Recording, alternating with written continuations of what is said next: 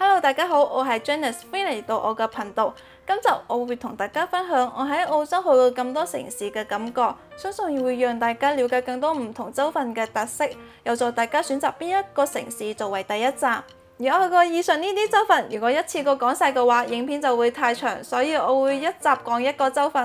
而呢一個影片我會介紹西澳，我第一先介紹西澳，因為 Perth 就係我嘅第一站。咁我介紹一下我個背景先，我係用 Working Holiday Visa 嚟到澳洲嘅。咁我想揾一個同香港比較大差別嘅城市作為第一站，希望揾一個人少啲啦、華人都少啲嘅地方作為第一站。於是我排除咗悉尼、墨爾本、布里斯本呢三大城市，而澳洲第四大城市 Perth 俾我嘅感覺就啱啱好，唔會好似呢三大城市咁多人，亦都唔會好似南澳、塔斯、北領地呢三個城市咁少人同埋咁偏，所以我揀咗 Perth 作為我嘅第一站。咁我嗰時喺珀斯做咗啲咩呢？由於我英文唔係咁好，想揾個練習英文嘅機會。咁嗰時個目標就係要有一個冇驚講英文嘅膽，並唔期望英文有幾大嘅進步。另外，我想揾一個方法去適應澳洲呢一個又新又陌生嘅英文環境。於是我揾到個有推廣優惠嘅語言學校，上咗5個星期嘅語言班。所以我一到埗先留咗5星期喺西澳 Perth 呢一個城市。其餘5個月我就留咗喺西澳南部一個叫做 Margaret River 嘅葡萄小鎮。我個人覺得西澳嘅治安係比較差，同我去過咁多城市之中比較。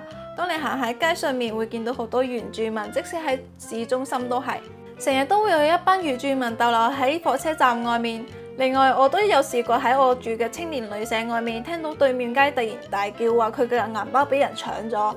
喺晚上坐巴士必須要尤其小心，如果出現咗搶手機、搶銀包都唔使太驚訝。喺西澳必須要時刻注意個人嘅財物安全。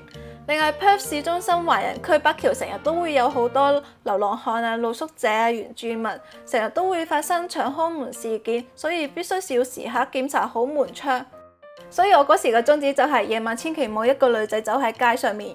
至於天氣方面，珀斯係被譽為陽光之城。我逗留嘅嗰段時間成日都有好天，比較少落雨，所以西澳嘅海比較藍同埋比較靚。可能因為比較少落雨，所以個海水會比較清澈。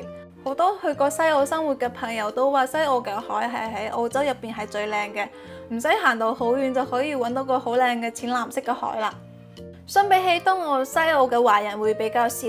Working Holiday 想揾個華人工頭農場，亦都會比較難。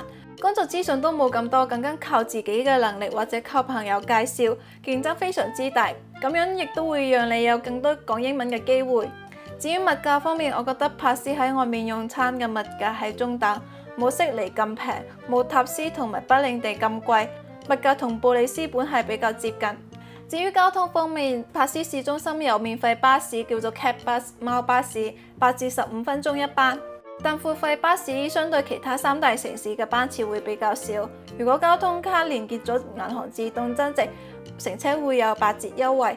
我亦坐過火車轉巴士去到 Margaret River 葡萄大鎮，相關嘅影片可以撳翻右上角嘅資訊欄收睇翻。西澳嘅北邊會比較少背包客去，因為天氣比較熱。通常去嗰度都係做 housekeeper 同埋餐廳，因為第一北邊有好多礦區，會有一啲 FIFO 嘅礦工工作，需要 housekeeper 去打掃房間同埋辦公室。FIFO 通常係搭飛機去一啲偏遠嘅礦區工作，上班2個星期，然後再搭翻飛機翻去市區休息1個星期。每日上班嘅時間大概係10至12個鐘，工資嘅話亦都會比較高。喺市區嘅話可能20幾蚊，喺嗰度就可能會成30幾蚊。咁第二北邊係有唔少嘅旅遊景點，例如尖峰石陣同埋布魯姆等等啦，所以有唔少嘅 housekeeper 工作招聘，工資亦都會相對較高。咁第三 Working Holiday Visa 462係可以做 housekeeper 同埋餐廳集簽證嘅。咁西澳嘅南邊係冇咁熱，比較多工廠啊同埋農場，好多背包客都會留喺南邊，但係競爭非常之激烈。冇車嘅人建議去東澳比較容易集簽。咁西澳介紹到呢度，我之前有做過相關西澳生活同埋工作嘅影片，有興趣可以撳翻右上角嘅資訊欄收睇翻。咁多謝大家收睇，下集見。